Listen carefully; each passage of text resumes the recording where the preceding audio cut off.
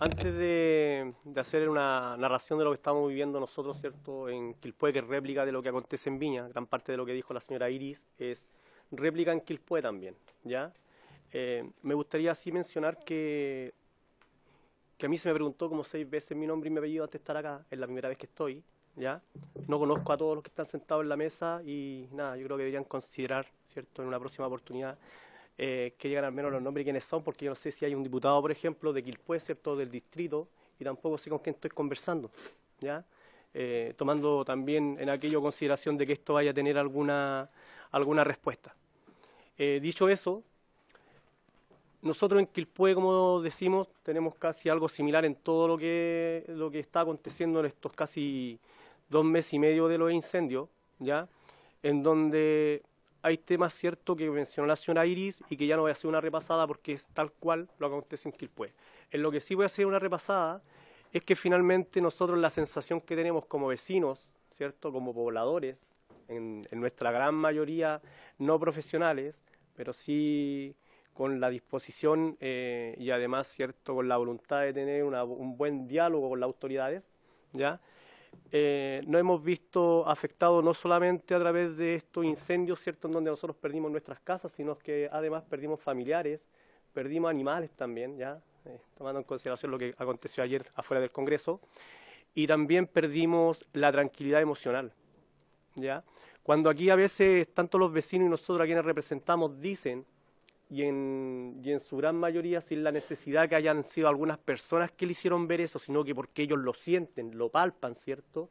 De que esto fue intencionado, de que acá Quilpué y Viña del Mar sufrió un ataque, ¿ya? No tiene que ver única y exclusivamente con los incendios del 2 y el 3 de febrero, tiene que ver con lo que viene después también, ¿ya? En donde hubieron cuadrillas de nuestros mismos vecinos, en donde los cuales también participé durante 3 semanas consecutivas, desde las 10 de la noche hasta las 5 de la mañana, porque insistían en quemar poblaciones que se salvaron, ¿ya?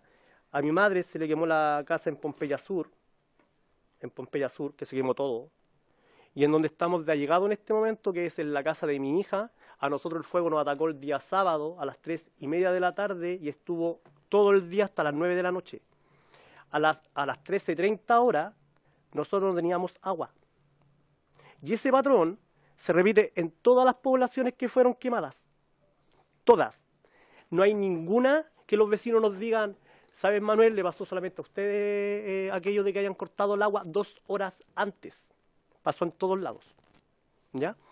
Dicho esto, como la población nuestra, y hablo a aquellos que alguna vez han conocido Quilpué, de hecho Quilpué está entre Viña del Mar y Villa Alemana, que han estado en Quilpué sabrán, ¿cierto?, que desde el autódromo de la Villa Olímpica hacia la población Los Pinos, el fuego a nosotros nos atacó el día sábado y ahí se quemaron alrededor de 5 o 6 casas que fue por el lado de Cerro de Colinas de Oro.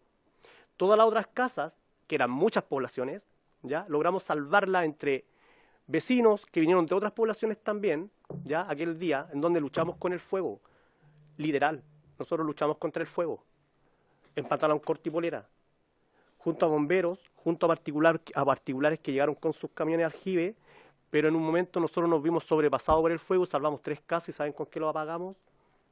Con las piscinas que tienen los vecinos que son plásticas, ¿cierto? Porque no teníamos agua y de ahí acarreábamos agua a través de tarros, ¿ya?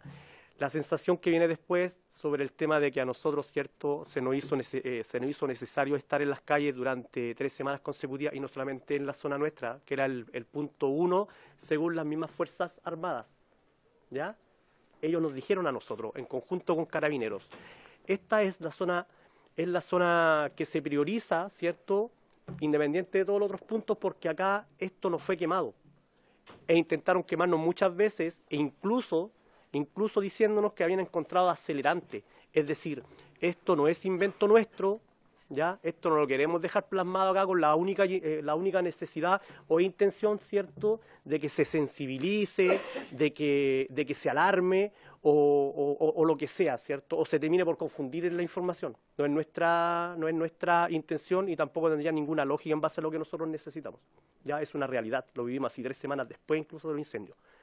Lo otro, se queman las casas, ¿cierto? Si nosotros tomamos en consideración de que la quinta región y Chile entero ha sufrido de muchos incendios durante años, ¿verdad?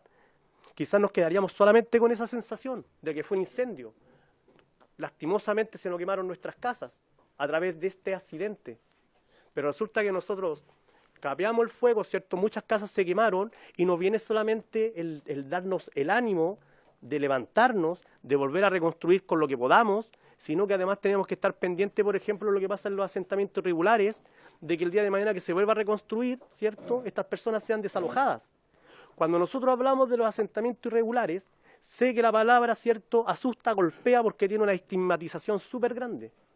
Pero consideremos también que al menos a nosotros desde la agrupación, aquellas personas, y me incluyo, que estamos representando, son familias de bien, familias que en algún momento han intentado postular al subsidio, no se lo dan, u otras personas están en comité, llevan 20, 25 años esperando que le den casa propia y no tienen otra opción que irse a vivir a una toma. Considerando también además, ¿cierto?, que nosotros venimos saliendo de tiempos de pandemia, que esto fue algo mundial, nos afectó a nosotros económicamente, mentalmente, socialmente, políticamente y comunicacionalmente también. ¿Ya? Nos afectó por todos lados. Y esas familias quedaron muchos de ellos que trabajaban en matrimonio, uno sin trabajo, al otro en algunos trabajos le bajaron el sueldo. No le alcanzaba para pagar 280.000 pesos, ya hablamos de familias que a nosotros, ¿cierto?, nos mostraban los documentos y nos decían, ese departamento pagaba 280.000 pesos mensuales, ya no alcanza y tengo que tomarme un terreno. Bien, dicho esto, nosotros hacemos el llamado desde la agrupación a que esta vez, ¿cierto?, tanto los vecinos como aquellas autoridades que realmente nos quieran apoyar, realmente, no por temas de utilización política, entendiendo que estamos a apostar, ¿cierto?, de que vengan las elecciones municipales, que es lo que estamos viendo en Quilpué, en donde si existiera realmente una voluntad política, tanto del gobierno, ¿cierto?, del oficialismo o bien también de la oposición, no estaría la excusa básica, barata, de decir todo está lento porque no tenemos mano de obra. Hablamos de poblaciones que cuentan con albañiles, carpinteros, soldadores, eléctricos, gasfitter, la mano de obra está allí. Está ahí, tanto así que nosotros estamos reconstruyendo con lo poco que podemos, con la ayuda del vecino, de los familiares, nos vamos acomodando después del trabajo o nos vamos acomodando después del fin de semana. Acá hay una figura política que a nosotros de verdad nos alarma, y tiene que ver con un sector, ¿cierto?, político que está frenando todo tipo de ayuda y no solamente a los que están en toma, sino también a aquellos que son dueños, ¿ya? Con las casas de emergencias, por ejemplo. Esas casas de emergencia debiesen hacerlas llegar y a lo mejor los mismos vecinos la pueden construir y capeamos junio y capeamos julio, que son los meses más crudos del invierno, esperando que no llueva mucho. Tenemos muchas familias aún durmiendo en carpa con niños y no por gusto. ¿Ya? Entonces, cuando nosotros empezamos a enterarnos, por ejemplo, de que intentan entregar tanto de acá, de Viña como Quilpué, acelerar el proceso de entrega de casas de emergencia, nos dicen que lo van a empezar a hacer el 15 de agosto, y sumando y restando, ¿cierto? Sabemos que la pueden terminar la primera semana de octubre. ¿Qué es lo que está pasando con eso?